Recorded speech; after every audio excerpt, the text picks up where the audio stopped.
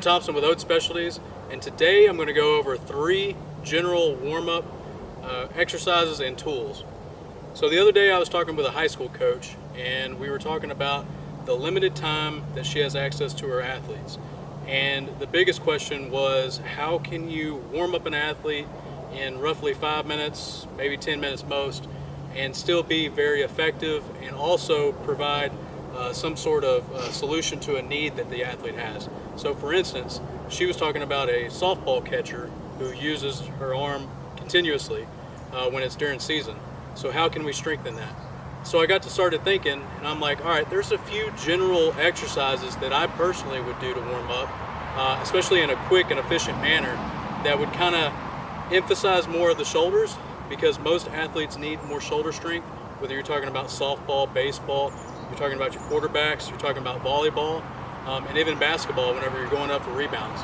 So it's really important, and a lot of younger athletes lack the strength and stability in the shoulder anyways. So I'm going to show you 3 exercises that I would do. I'm not telling you that you have to do them, it's just to try to spur some thought. 2 of them are going to be with equipment, and then 1 of them is going to be without. So if nothing else, you can take something from this video. So first thing is exercise bands. And I am all about, this is very cost efficient, but I'm also, when it comes to time, we need more bang for the buck. So I've got them on ankle and my wrist. And what I'm going to do is I'm going to actually just walk forward while I'm kind of doing these no money drills. Walk back, forward, back. I'm making sure that I keep tension on the ankles at all times. I'm not letting them get too close together. Same thing with the wrist. But again, we're able to actually activate the shoulders by just doing these no money drills is what I call them. And then we're keeping the hips activated because the band is wanting to pull it this way, pull it together. And by keeping it separate and walking, we're activating the hip musculature. So that's one. The second is I like to progress to a full body medicine ball movement. I got the soft mid, I got a 6-pounder here, and then also our 6-pound pommel balls. These are great options because they don't bounce a lot. If you have the rubber ones, this is not something I would really recommend. I don't recommend slamming the rubber ones anyways. They just bounce back, they could hit them in the face, and they're just also, it doesn't allow the athlete to be very explosive. So what I like to do is I like to do a squat to a slam. So I'm going to squat down, I'm going to come overhead, and then slam it down.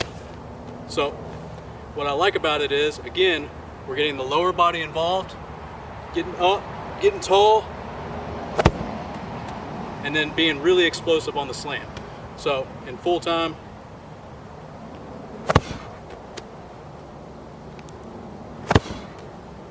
it's a great way to get your athletes moving a little quicker, a little bit more explosive, and also great for warm-ups.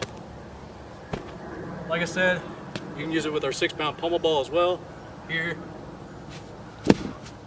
And as you can see, the pommel ball doesn't bounce quite as much. Okay, last one is a squat to a T-spine rotation. So this one is with no equipment. So you squat down, you get really deep, kind of find this area with the elbow and the knee, and you just bring up to a T-spine and come up. The reason I like this is A, we're getting in a deep squat, and then B, most athletes are rotational. No matter what you're in athletics, you have some sort of rotational component. And most athletes try to rotate with their lower spine or their lumbar spine, and they're not able to efficiently use their thoracic. So we're able to open that up and just get them some mobility.